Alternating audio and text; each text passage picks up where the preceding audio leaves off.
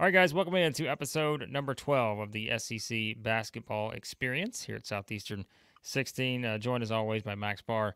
And we got a lot of fun stuff to get into on this edition of the show, including a very special interview with SEC Associate Commissioner Garth Glissman. And some of you may have already watched that video on our YouTube channel, but we do have a lot of people who listen podcast only. So we're going to share that interview again in this particular episode. If you've already watched it, then hey, watch it again. Or you can skip ahead about 30 minutes to all the other fun stuff we're going to get to on this episode. Before we do that, BetOnline, the world's most trusted betting platform and your number one source for everything football. BetOnline with every stat, every matchup, live odds, spreads to bet during the games. It's all there. If you think you know your stuff, you can get in on their $200,000 mega contest and pick 5 games against the spread every week for your chance at weekly prizes and a share of $200K. I'm sold. I'm already in. When the game's over, head on over to our online casino and get in on the game of blackjack, poker, or unwind with over 150 slots games. Head to their website today to get on the action. Bet online. The game starts here. But Max, I'm not going to run through all my bets for the weekend action in college football and my way too early NFL Week 1 bets, but we are going to talk about the SEC basketball schedule because we did have Garth Glissman on to discuss that and more in terms of just the state of SEC basketball in general. And Max thought it was just great insight into really understanding how the schedule is put together. We talked about that last week on the SEC basketball experience. And just so many valuable nuggets of information, I thought, to take away here as we move forward in the start of the 24-25 season. Yeah, probably the most exciting thing that I took away from it was something that Garth tells us about big time Saturdays coming up. Big time Saturdays, talking noon to 9 p.m. straight, loaded slates. I cannot wait. Yep, it's going to be fun. So, hey, let's just go ahead and jump into it. Here's our interview with SEC Associate Commissioner Garth Glissman. All right, guys, back here at Southeastern 16, and we welcome in our special guest, Garth Glissman from the SEC. He is the Associate Commissioner of SEC basketball, and we wanted to get him on because, you know what, it's the opening week of football season, and our hardcore fans know that there's nothing that Max Barr and I would rather do than talk SEC basketball in the opening week of football season. So probably not a lot of people, Garth, other than us, losing sleep over the intricacies of the SEC basketball schedule, but here we are. Well, that's why I'm so honored that you had me on, and thanks for all that you do, Blake and Max, to promote the conference and in particular SEC men's basketball. All right, so let's start with the conference schedule because that's been the big topic over the past week or so. And I know you guys just released the schedule for the 24-25 season. You had a fascinating discussion last week. I know I listened to it with Peter Burns on SEC this morning. And I know this is a very hard question to answer just in one way because there's a lot of things that go into this. But kind of walk us through what that process looks like each year as you start to put together the schedule. I know there's one game in particular we're going to talk about after this that a lot of people are circling in our audience that may take place in Rep Arena in February. But as you go through this entire scheduling process, what does that look like? I mean, how challenging can it be to kind of put this thing together? And certainly you have the addition of 2 teams now. I started at the SEC last August and had the opportunity to help develop last season's conference schedule. And so this was my second time around, been on the job for about 12 and a half months. And so enjoyed the process last year. And then this year, as I was traveling to different SEC communities, you come up with ideas from time to time. And so the process for me really started when we finished last year's schedule. And I would travel to these SEC communities and you get to learn more about the tradition, what makes each SEC program and fan base unique. And so I would keep a running list of ideas that I had that would be exciting to, build into the schedule. And so that process went from essentially August of 2023 all the way up until the beginning of this past summer. And then once summer begins, once we get through SEC spring meetings, there are some scheduling related considerations that we want to discuss with our head men's basketball coaches and athletic directors at SEC spring meetings. And once we get clear of those meetings and get some final guidance from them, we begin working with our outside consultant to develop the schedule. And I'm proud of the fact that we used a best-in-class outside consultant at the SEC, the same consultant that develops the NBA regular season schedule. And the NBA regular season schedule, when you think about the complexity of that, 82 regular season games. And then in recent years, you layer on the NBA in-season tournament with the pool play funneling into an 8-team knockout round. So we feel fortunate to have a best-in-class outside consultant to rely on, and also best-in-class technology. So the nuts and bolts of the schedule absolutely come from SEC scheduling parameters, scheduling objectives. So I want to be very clear about that. This is a schedule that is designed by people who think about the SEC all day, every day. But we do have the benefit of using artificial intelligence because essentially scheduling is a complicated puzzle or a complicated math problem, however you want to look at it. And so what we do when we start to develop the schedule at the beginning of the summer is we feed our different scheduling parameters and objectives into our artificial intelligence platform, and then it spits out options. And inevitably, it takes time to iterate and ultimately land on an option that has everything that you're looking for in the schedule. And what I would tell your viewers is to think about scheduling as the ultimate balancing act, in the sense that you are constantly trying to balance competitive considerations on one hand. Competitive considerations could mean anything from, the sequencing of your opponents. You wouldn't want one team to play the best teams in the conference, 5 or 6 games in a row. You wouldn't want a team to have its bye after its first conference game. You wouldn't want a team to have its bye after its 17th conference game. We want to have home and away balance in the way those matchups are structured. So it's a balance of competitive considerations on one hand with what I would describe, fan and entertainment considerations on the other hand, because we do want to deliver for our fans exciting games at exciting times of the year, because we live in a competitive environment. So when you think about scheduling and why we utilize artificial intelligence, a lot of it is because it's this constant balancing act.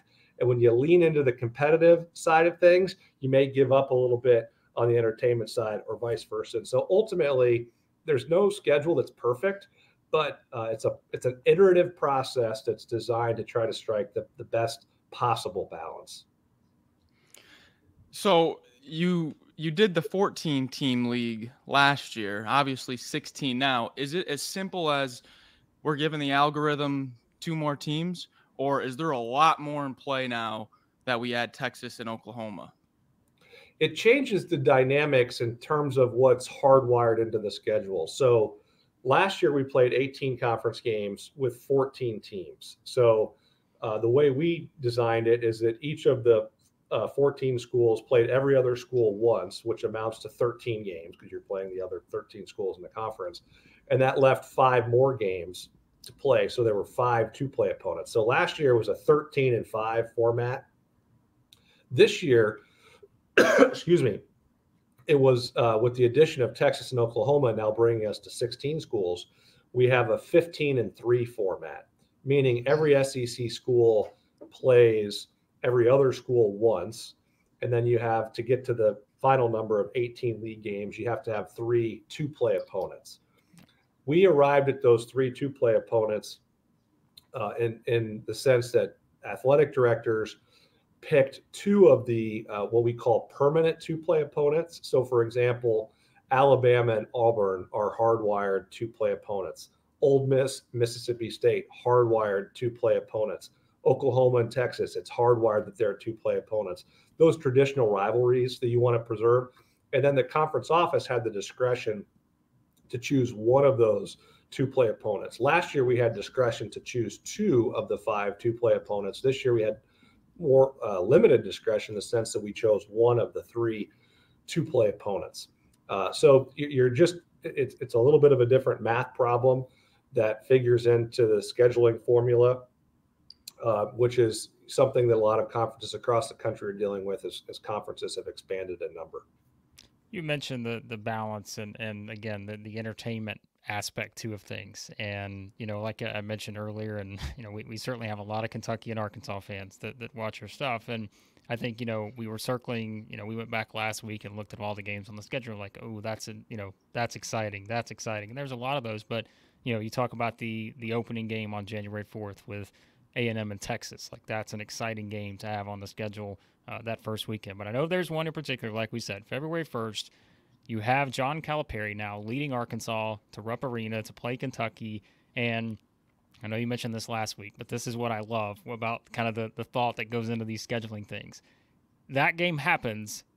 It's sandwiched between the NFL Conference Championship games on January 26th and the Super Bowl on February the 9th. And so, for some fan bases, like I said, not everyone, but for Kentucky and Arkansas fans, their Super Bowl is going to take place between the Super Bowl and the NFL Conference Championship game. So what kind of goes into that process? And I think that's probably, you mentioned maybe there can be some challenges when it comes to building a schedule each year, but that has to be some of the fun things too, that you're able to go in and kind of find a way to slot some of those games at different places that that a lot of people are certainly going to have a lot of eyes on.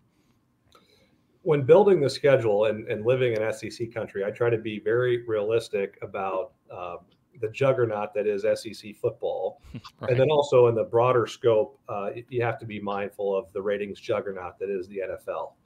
And so college basketball, historically, when you think about conference play, when the calendar turned to the new year, early January, that historically was the time of year where sports fans, especially college sports fans, turn their attention to conference play and men's basketball. In recent years, what's happened is the football calendar has continued to expand. The college football playoff has expanded this year, so it'll start December 20th. It'll finish on January 20th. So that's a month where many college sports fans, particularly in our region of the country, are going to be focused in large part on football. The NFL has similarly expanded its calendar and schedule over the years. They now play 17 regular season games. What that's done is it's pushed back the week of the Super Bowl by a week because they're still starting at the same time of the year. There's talk that the NFL soon will go to 18 regular season games, which will have an even further kind of encroaching effect on basketball. So I've tried to be a realist in terms of recalibrating and working with our TV partners, working with my colleagues here at the conference office to recalibrate the SEC men's basketball schedule up against the modern realities of the broader sports calendar.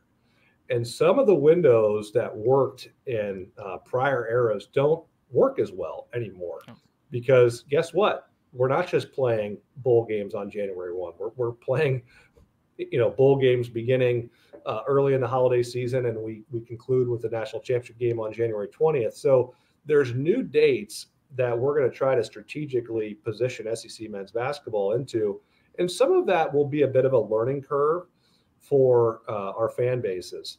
So we were very thoughtful about trying to tip off SEC play with a bang. And if you look at that schedule on the opening Saturday, January 4th, you've got Tennessee versus Arkansas, Florida versus Kentucky, Texas versus Texas A&M. There's consideration given to a lot of factors. Oftentimes, fan bases prefer to play marquee home games when their students are on campus. And that is something that we take into account. But I would just add that in light of the dramatically evolving nature of the broader sports calendar, we have to be open to windows that work better in the new environment than they may have before. And so for us at the SEC, it was really important to tip off SEC men's basketball with a bang.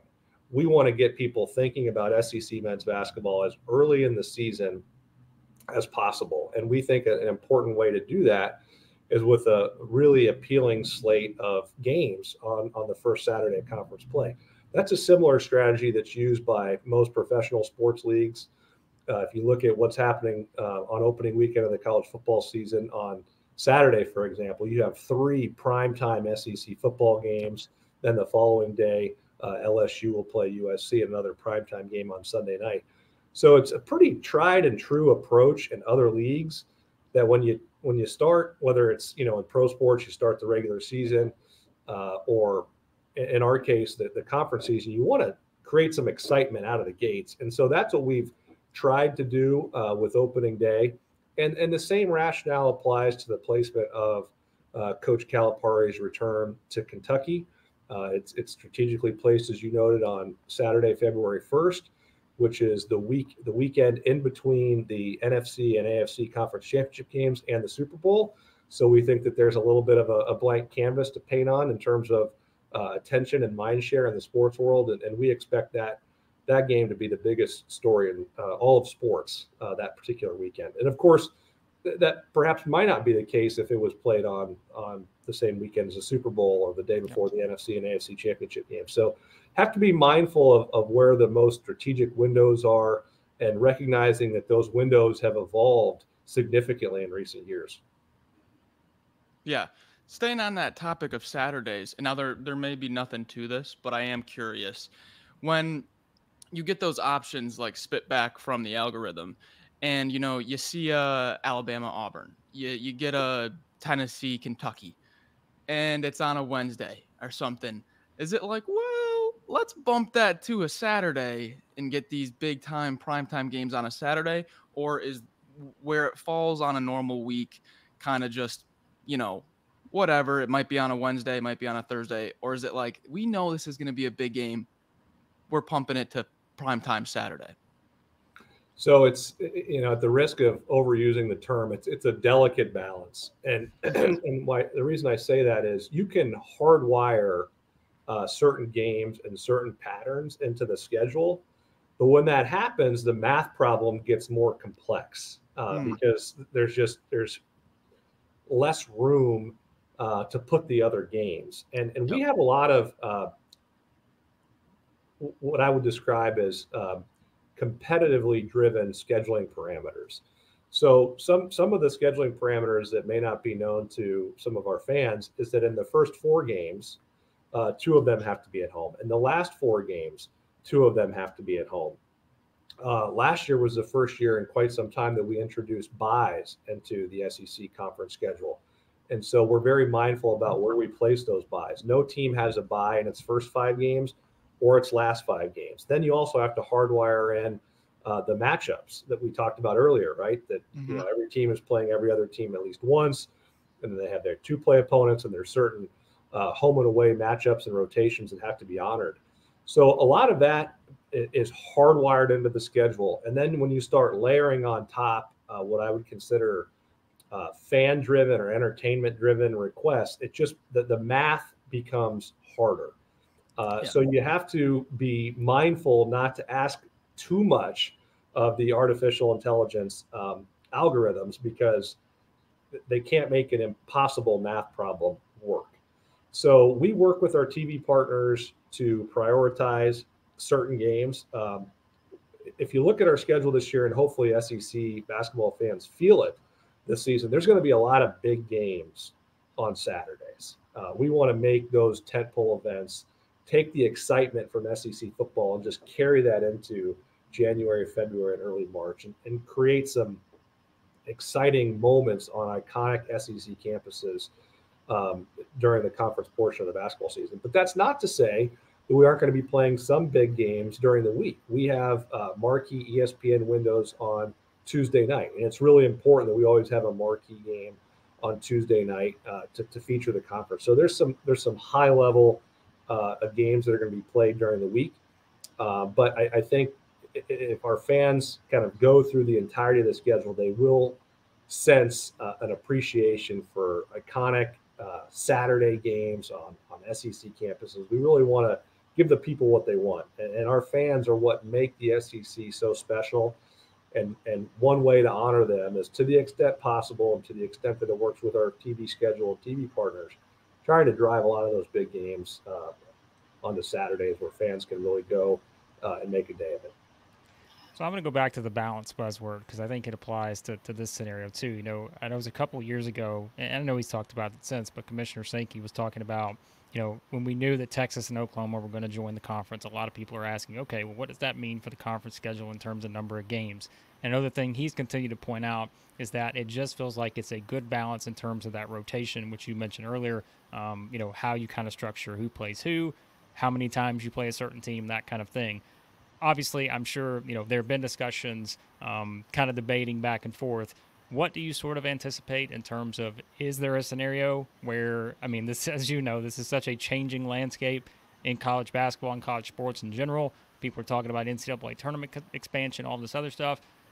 Have there been kind of any discussions you feel like, or kind of what you feel like is your stance now on maybe expanding that conference schedule, while also, and Max and I have always talked about this, the importance just of those non-conference games. And, you certainly have the SEC, ACC challenge, those kind of games built in. But how do you kind of anticipate that looking in the future, knowing that you are adding 2 teams? People are asking, does this mean that the conference schedule eventually gets expanded to? Well, Blake, that's an astute question. We are currently the only power conference that's playing 18 conference games. Beginning this year, all the other power conferences will play 20 conference games. And certainly in our role at the conference office, it's important that we spot those trends, make sure that our coaches and athletic directors are aware.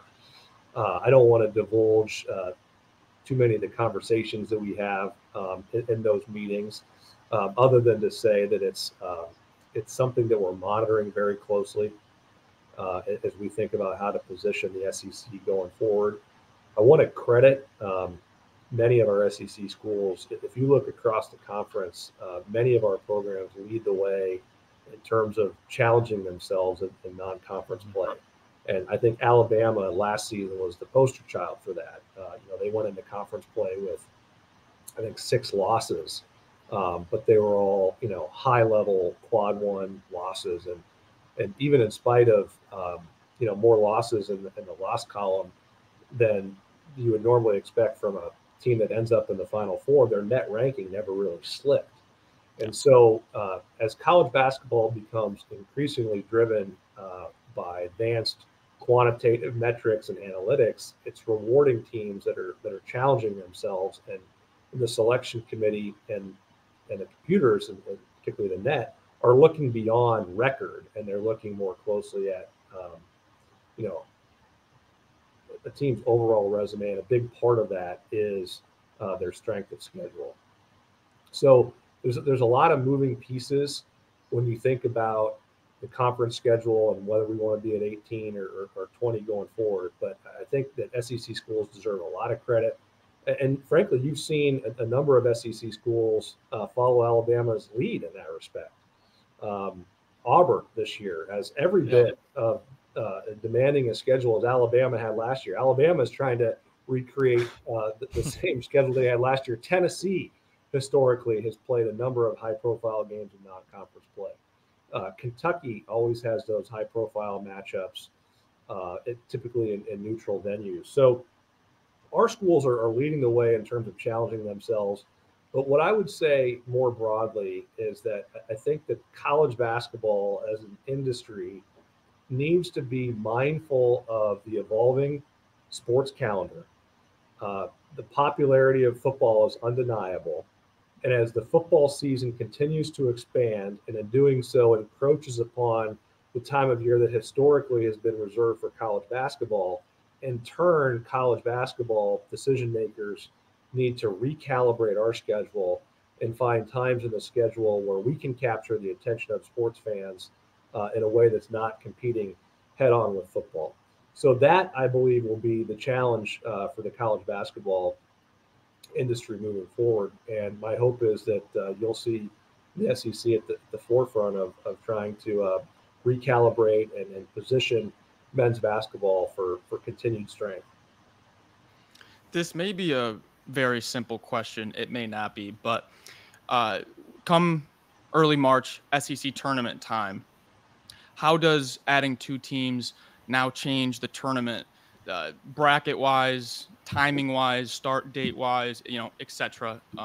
Or is it just as simple as, we're just adding 2 more teams to the bracket? Well, I'm very proud of the fact that our conference, no conference has placed more teams in the NCAA tournament over the last 2 years than the SEC. So last year, we tied the Big 12 with 8. Yep. The year before, we tied the Big 10. And so over a 2-year period, we're unmatched in terms of the number of teams that we put in the tournament. And also, I would note, and this gets to my point about the strength of schedule, and increased reliance on advanced analytics beyond just scheduling. In the last 2 years, we've had 3 SEC teams finish with 8-10 records and still make the NCAA tournament. Last year, we had an 8-10 Mississippi State team get an 8 seed in the NCAA tournament. Compare and contrast that. 2 years ago, a 14-6 Clemson team coming out of the ACC doesn't make the tournament, and last year a 13-7 Seton Hall team coming out of the Big East doesn't make the tournament. So you look at an 8-10 SEC team, a 14-6 or 13-7 team from another power conference. Clearly, the committee is paying a lot of attention to the strength and the depth of the SEC. So as you fast forward to this year, when we now have 16 teams in the league, last year Texas was made it all the way to the second round, had a very hard-fought game in the second round against Tennessee. Tennessee narrowly prevailed, and Oklahoma was by most accounts, like the first team out. So if you just look at who we have returning in terms of returning NCAA tournament teams, we have 9 teams that made the tournament last year, the first team out. And a lot of the preseason projections for this year suggest that the SEC could be looking at getting 10 teams in the tournament. So this is another area where college basketball has evolved. And I think historically there was certain numbers, associated with, you had to have a certain conference record. You had to be 500 or better in the conference. There were a certain number of losses that you had to avoid to make the tournament as an at-large team coming out of a power conference. And I think increasingly we're seeing that may not be the case. And instead, thanks to reliance on more advanced metrics like the net, the selection committee is looking more deeply at a team's overall resume. And that's why you have teams coming out of the SEC. I mentioned 8-10, 3 8-10 SEC teams. 2 years ago, Arkansas was in that situation that makes the Sweet 16. Last year, we had a 9-9 Texas A&M team gets to the tournament, 9 seed, beats Nebraska in the first round of the tournament, and then almost knocks off Houston when Houston was still healthy. Because if you'll recall, as Houston advanced, they really weren't the same team, which is unfortunate for them, because I think that was a Final Four caliber team that A&M nearly beat in one of the more thrilling games of the tournament after a 9-9 conference record. So part of my job, and frankly, Blake and Max, why I think it's so important to do podcasts like this, is to just educate the college basketball community on the strength of SEC men's basketball. And my job, everyone knows about the championship excellence of SEC football, SEC baseball, more recently, SEC women's basketball. My job, along with my colleagues and, of course, our 16 member institutions, is to take SEC men's basketball and get it at the same level as SEC football, baseball, and women's basketball. But there's a PR component to that as well. And that's why I'm out here talking about the fact that, you can be 8-10 in SEC play and still make the Sweet 16 of the tournament, or a 9-9 team last year makes the second round, nearly makes the Sweet 16. So the more that people learn about SEC men's basketball, I think the more they'll begin to respect the conference. Other thing that sets us apart, you look at our head coaches. I mean, we got some alpha dogs. We have some absolute alpha dogs. We got Hall of Famers. We've got 6 coaches who have taken their team to the Final Four, and beyond that 6, some really talented up-and-coming coaches. We lead all power conferences in terms of the players that come out of our conference and play in the NBA. So you've got, 6 Final Four head coaches. No conference has a higher number than that, producing more NBA players than every other power conference, and we're only getting stronger. So best coaches, best players, best tradition, best fan bases, iconic SEC campuses. There's so much to be excited about with SEC men's basketball. And again, my job is to take that excitement that defines SEC football and just get that to carry over into January, February, and March. Listen, I was going to ask another question, but I think that's like our mic drop. Like you just have the Yep. mic and you just drop it after that. So that's all we need. But no, Garth, I mean, we could talk for hours. Like I said, we love the game. We know, and I think that's why it was so interesting for us to talk to you because like you said, that is your role. Like as the associate commissioner, you want to be able to promote and sort of showcase like what we all know, and that is you've seen the change in SEC basketball over the years, and you mentioned you're looking at a league this year that people anticipate to get double-digit, number of teams maybe into the tournament and those kind of things. And we know it's kind of a new era for SEC basketball and a changing landscape in college athletics. But it was great to catch up with you. I'm sure, hopefully, we can do this again in the future because, this was really great just to get the insight into where things stand with the conference. Well, Blake, Max, thanks for both of you to help our great fans throughout the SEC become even more educated and excited about SEC men's basketball. All right, that was our conversation with Garth Glissman. Again, thanks to him for coming on. That was just exciting to again just get the insight. I think for us, who we're the madmen who are talking SEC basketball days away from the start of SEC football season. But hey, that's what we do here at the SEC Basketball Experience in Southeastern 16. You guys already know that, but you also know we do some trivia. And Max, I think officially, I am still streaking when it comes to the trivia. Now, I know last week there was a little bit of the judge's decision on allowing the streak to continue, but I'm still gonna use that here. It's got to be like a 58 straight week or so streak going right now in terms of correct answers. Yeah, the length of the streak it gets longer every week. It's gonna be in the 60s next week. I got a good one for you. I got a good one. Right. A little bit historical. It may be so easy and it may be really hard. Not sure. Wow, that's a big range. Yeah, it's gonna be one or the other. There have been 9 triple doubles in March Madness history. One of those 9 happens to be a player from the SEC. Who is the only SEC player in college basketball history to have a triple-double in March Madness? All right, so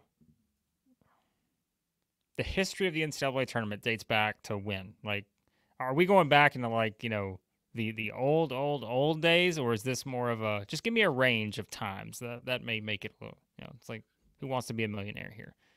Give me a 50. Give me a hint here. It's not like old. But it's not super recent. It's not like before. It's not too far back, but it is back a little. It is back a little bit. All right. Well, so I'm trying to think of like some of the names that would come to mind here. I mean, like Shaq would be one that I'm like, okay, I could see Shaq getting, I mean, let's think about it, right? Like Shaq could get 20 points, 19 rebounds, and 10 blocks. Like I could see Shaq doing something like that. So that would be one option. Wait, did I already get it? Yeah. Is it Shaq? Yeah. The streak continues. Look at that. Well, I mean, to me, that was there was never another number one answer for me. Like, it was going to be Shaq because, I mean, one of the most dominant players that there's been in SEC basketball. So, give me the stat line, though. Yep, I got it. So, this was in 1992. So, like, it was back, but it wasn't prehistoric times. 26 points, 13 rebounds, 11 blocks. 11 blocks. Okay. Yeah.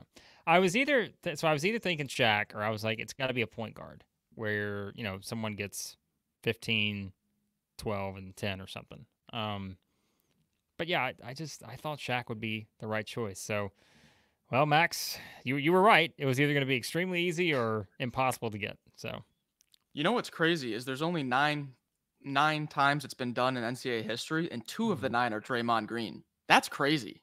That's crazy. I mean, I guess it did kind of hint at his future pro career and the value of what he would be. So, yeah, that makes sense. All right.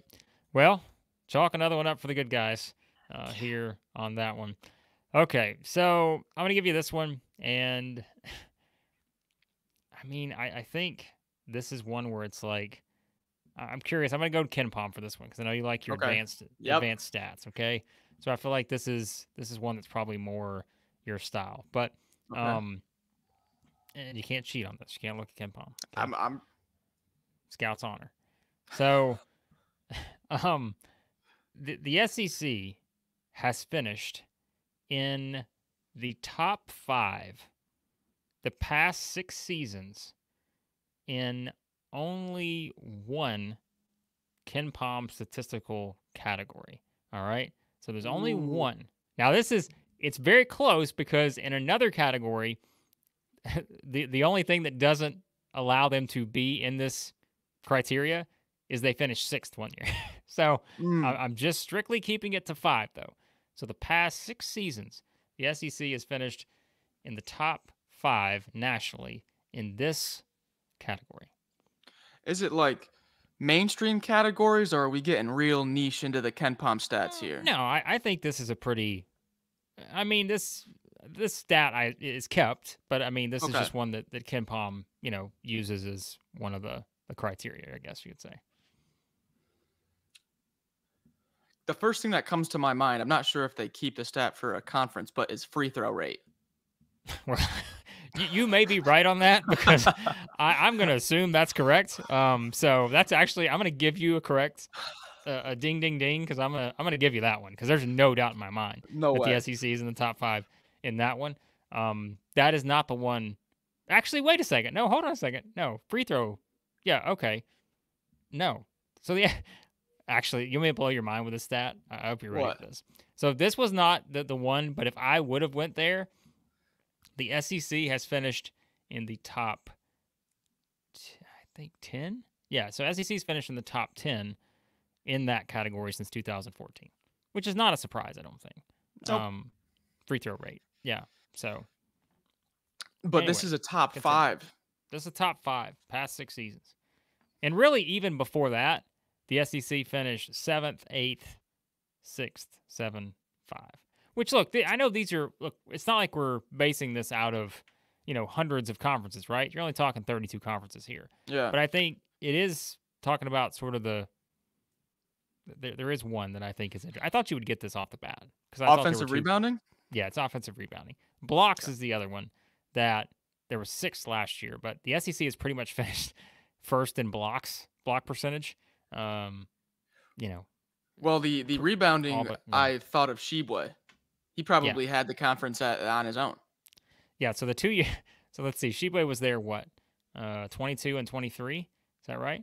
Yeah. So 1 and 2 nationally. So, but I think that's what's interesting about that, and I think this is the parallel I was going to draw to. The SEC has just been so bad at 3-point shooting that I just think, like, if you're trying to draw the parallel, like, I think that's certainly part of it. Now, certainly, the SEC is recruiting, 6'10", 6'11", 7 foot, and beyond. That's just whether it's transfer or freshman. So I think that is like always something that's going to help the SEC be high up there, just because of the physicality. We always talk about that. But I do think that 3-point percentage, the last 6 years for the SEC, 24th, 32nd, so dead last in 23. We talked about that. 29th, 22nd, 28th, 23rd, 28th, 26th. But, some of that's just teams that are not filled with great shooters. Another is just sort of that's not necessarily the priority for a lot of teams in the SEC is 3-point shooting. So interesting. I like it, Blake. That was a good one. I know that was kind of like your in-depth, boring stat for some people, but not for boring. us, we're all in on that. Like we're tracking offensive rebounding percentages already. We're tracking preseason camp offensive rebounding percentages here at Southeastern 16. Well, speaking of offensive rebounding, great segue. I thought great segue. Who's starting, Max, for the Texas A&M Aggies? Offensive rebounding machines are the Aggies. They're next up in our Guess the Starting Lineup series. Max, you're the resident Texas A&M hype man, so I'll let you start with your knowns here. I'm going to assume that there is one guy in particular I think we feel pretty confident is going to have a chance to start on this team. Yep, no secret. I'm in Aggie land this year, Blake. I am all in.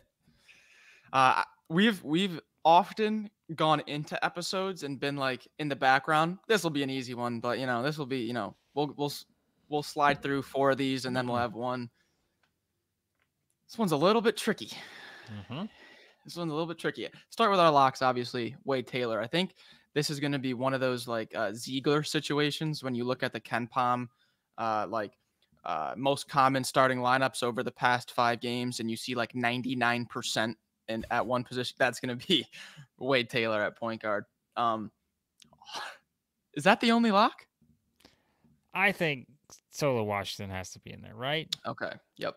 I mean, what do you think? I mean, I think he's got to be. He started to end the year last year.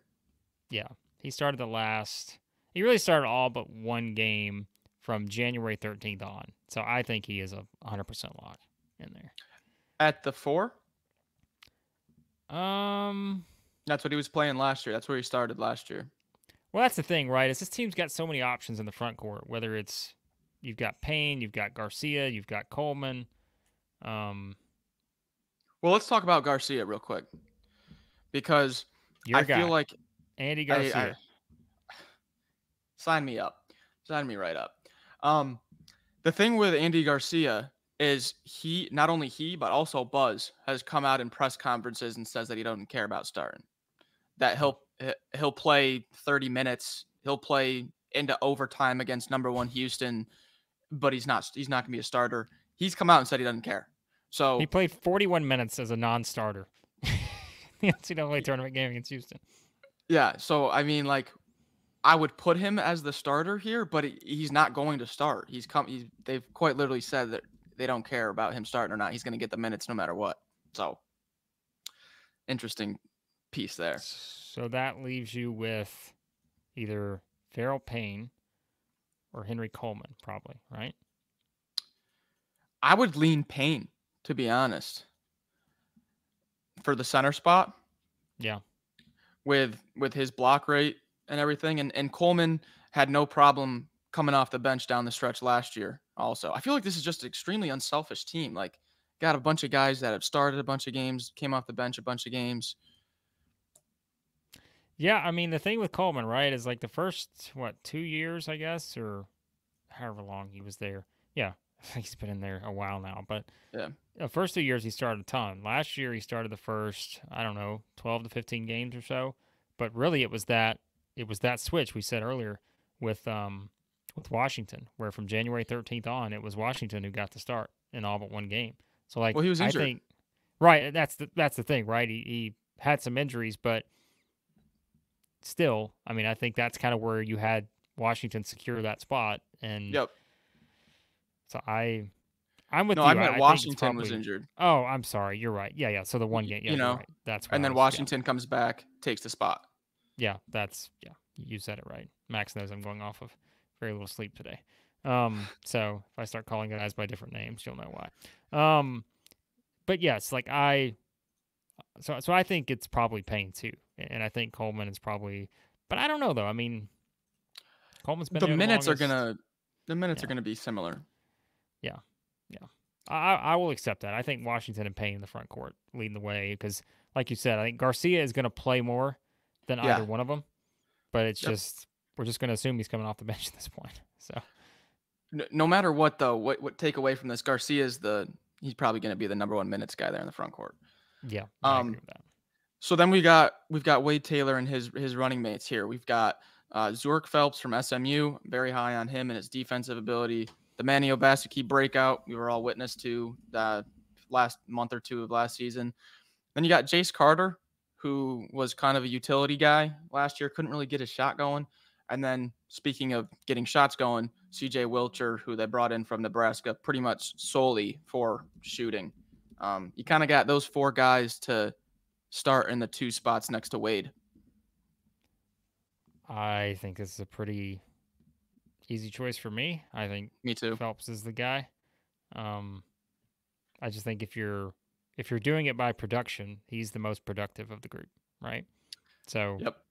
I mean, he played 29 minutes a game last year at SMU, 31 minutes the year before, 17.5 points per game, then 14, almost 15 points per game. I don't think that guy's coming there to sit on the bench. So, I think he's locked in. Yeah, and then I'm going to say Obaseki. I think we kind of witnessed a little bit of what he can do February, March of last year.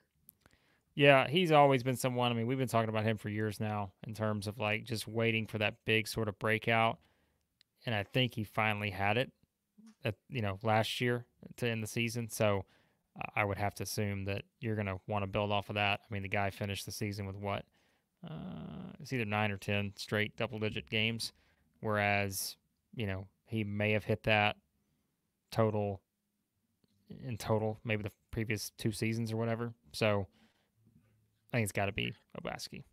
And his breakout was really the start of Texas A&M kind of turning around their season late and making something of last year was when he started breaking out.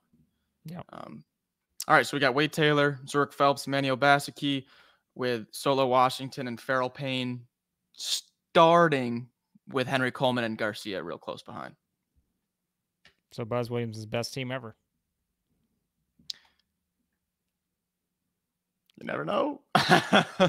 Bold prediction from Max Barr right here on this very show previously. But all right, let's finish up with a couple that we're going to get some bold predictions too. But who said this, Max? Another fun addition we've added here. Yes. Of a recurring segment at times.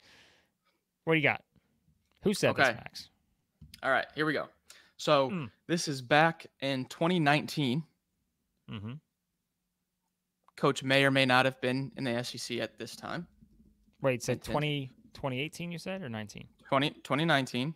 19. Okay, this is 2019. Following a nice home win. December 21st. This is the last game that this team played before Christmas. This coach comes into the post-game press conference with a bunch of Christmas music playing in the press conference, handing out presents to the writers and reporters, and says, quote, "Hopefully when you guys are writing all those bad things about me, you'll feel a little bit more guilty." Who said this? All right, so he's handing out presents. Yep. He speaks to the media, and that's what he says. As he's handing out the presents, as he's coming in, Christmas music's playing, he says, "Hopefully when you guys are writing all those bad things about me, you'll feel a little bit more guilty," in a very joking tone, having a laugh with the reporters. Now, you did hint at the possibility that he was not coaching in the SEC at that point. It's possible. All right. So that means I can narrow that list down a little bit, because if he's not coaching in the SEC, that's going to eliminate several guys. Father Lamont Paris was not coaching in the SEC at that point. Todd Golden was not either. Mark Pope wasn't.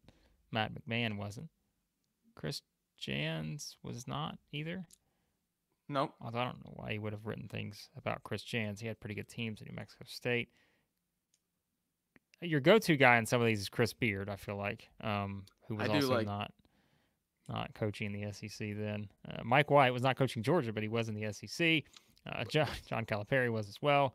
Mark Byington. Can't imagine anyone writing bad things about Mark Byington. Dennis Gates either. Come on, please.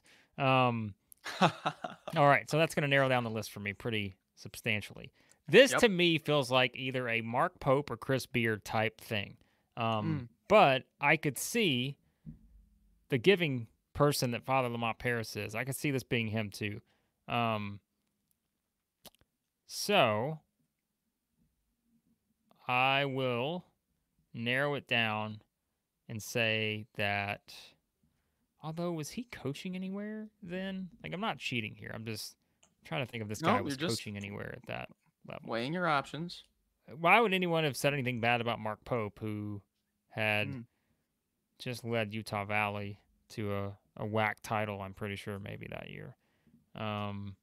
No, that was actually Jans, who was still at New Mexico State that year, leading them to that.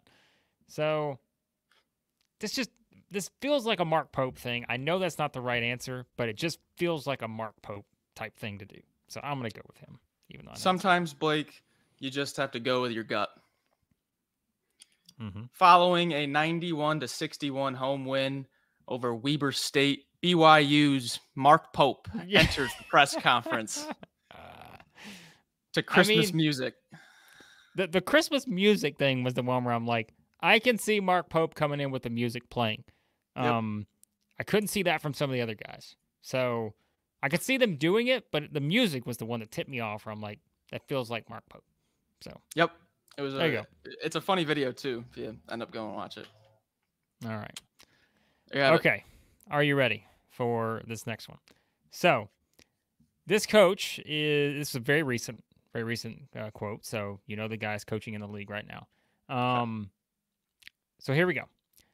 Here's what a coach had to say about kind of the state of the program. All right, and this is sort of his response. Last year was the first year I got away from that in about a decade. Now he's talking about process versus result driven approach to, I guess, their thinking within the program and how they're pushing it to players, right? Okay. So that's what he's referring to here. We had some guys we got to the transfer portal that was all about, coach, we're going to the tournament. We're going to the tournament. That's all I want to hear. Let's focus on that. Let's talk about that. So we experimented with the concept. We are getting to the NCAA tournament, period. We're going, done, and we talked about it every day. In my opinion, it backfired a little bit. We're going to get away from that this year. I want to get back to being the best team in the country at today's practice, and the results will take care of itself. So I'm kind of giving you a little, I'm narrowing it very good for you here because it's obviously a team that did not make the tournament. So that helps you out a little bit here for this one. Okay. So immediately my brain is wired to think Chris Beard. I don't know why. I just go to Chris Beard every single time I think of something. So I immediately think of Chris Beard. But also it kind of sounds like a Dennis Gates type of thing. Because of how unconventional that season was, I can see him saying something along the lines of, we got away from what we usually do. And just with the injuries and stuff like that, I can see, saying something about a season like that. I'm going to go Chris Beard though. Is it Chris Beard? Sometimes, Max, you got to go with your gut, and sometimes you got to not go with your gut because it is not Chris Beard.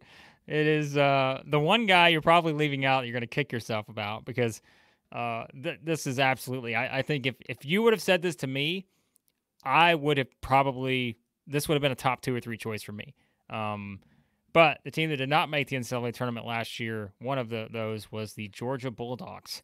And I think for Mike Whtie, that has been such a goal for Georgia to get back to the tournament. We've talked about the drought that the Dogs have had there. And so last year, that was their focus. Hey, it's all about we're getting there. But now, you know what, Max? Let's win today's practice. That's all we got to do. Win today's practice, and we'll get there for your Georgia Bulldogs. You know what? Now it makes a ton of sense now that I put it into consideration. I am just blinded. I have a Chris Beard blinder on. There's zero question about that. I mean, I'm going to assume your bold prediction now as we wrap up is going to be about Chris Beard, but I could be wrong. It's not, but if it was, that would have been a great call. I think you should change it on the fly. But all right, your bold prediction. We always finish with one of these. Our list is getting long now too, Max, by the way. Yeah, I have last week I had LeBaron Philon will be Alabama's X factor. That was one of my favorite bold predictions. I'm pretty confident in that one. This one is really leaning into the bold part of the prediction. And I always like to tie it into the episode, Blake. And our conversation with Garth just got me thinking about March. Just starting to reminisce over March. Bold prediction here for episode 12 is the SEC gets 11 teams into March Madness. Now, I know that's very bold. I know the Big East did it a while back when Kemba Walker and UConn won the national title about like 13, 14 years ago now. But just hear me out here, okay? I've got 8 locks. Well, I'm going to call them locks. And then you need 3 out of the other 8, okay? So you got Alabama, Auburn, Tennessee, Texas A&M, Arkansas, Kentucky, Texas, and Florida. I've got those 8 very confidently in the tournament. Then you just need to get 3 of Mississippi State, Missouri, Ole Miss, South Carolina, Georgia, Oklahoma, LSU, Vanderbilt. You got to have 3 of them to get to 11. I think if I was to say the SEC was going to get 10 teams in, I don't really think that's that bold because you need 2 out of Mississippi State, Ole Miss, Missouri, South Carolina, Georgia, Oklahoma, LSU. I think that's probably a good bet that 2 of them make it. So I went a little bit bolder. I said 11. When you look at it that way, if you put those 8 teams in, and then you're like, somehow we got to get 3 of Mississippi State, Ole Miss, Missouri, South Carolina, Georgia, and so on. I think that's within reach. I know it's bold, but an 11-team send-off that would be awesome. I agree. I think one of my bold predictions was like double digits, but like I like the fact that you're going bolder by going 11. Like just, and you're right. I don't think it's out. I mean, it's nowhere near out of the realm of possibility. When you combine the factors, as you just said, plus the scheduling, like I know we're tying this in, but the strength of schedule, like I think that is going to matter where you're going to have, as we mentioned, some of those 8 and 10 type teams are still going to have a great shot, I think, to get there. So, well, and also what I put into it is I went to Bart Torvik, and I looked at the Torvik ranks for last year, and the top South Carolina was a little bit of an outlier. They were ranked on the computers a little bit lower than the rest of the teams that made the tournament, but it was the top 50 that the SEC finished in Torvik in the top 50. Well, their 2025 projections for the SEC, it has, guess how many teams it has in the top 50. So if you're using that as a threshold, I mean, the predictive metrics say it's in the realm of possibility. All right, Max. My prediction. I'm doing this for one of our super fans. Okay, so I know I've made some bold predictions about breakout players and talked about players and all that, right? Yep. I think of what Jordan Sears was one I had from LSU, but for our guy Gene, I'm going to make the bold prediction that the breakout player in SEC basketball this season, and I know this is sort of one of those where you have to define what it's going to be. Who is it, Max? Chaney Johnson. This one's for you, Gene, on the way out. And also because I just did not have a lot of great choices that I could come up with. So that's a solid breakout candidate. I think he's a solid breakout candidate too. We talked about the bigger role potentially, all that. So Gene, I want to hear about this one on Twitter after the fact. But there you go, guys. Another edition of the SEC basketball experience in the books. And Max Barr, I like to be. You're the Texas A&M hype man. Yep. I'm the SEC basketball experience hype man. And I will just let you know, Max, that I just received an email from our guest for next week on this show. Folks, I hope you know that every edition of our show is can't miss, but let me just tell you that next week's episode of the SEC basketball experience is can't miss. And I've never said that any stronger. So we are lining up a very, I think, exciting guest for next week, to put it lightly. So there you go. There's your tease. And by the way, we will have the interview up on our YouTube channel, just like we did with the Garth Glissman interview. We'll put that up separately. We'll also put it within this podcast. So if you're listening on audio, you have multiple ways of finding it. So again, we appreciate you guys watching and or listening. As always, football's here. Check out all of our football stuff on Southeastern 16 on YouTube and our podcast links. You can find it anywhere. You want to sponsor the show, reach out, caroline.smith@southeastern14.com. We're continuing to add sponsors, and we need your support to keep doing these shows and all that. So we appreciate all you guys who've actually reached out so far. I've had quite a few people interested, but hey, we're always looking for more in terms of keeping our growing coverage of SEC basketball going. So again, we appreciate you guys watching as always, and we'll talk to you again soon at Southeastern 16.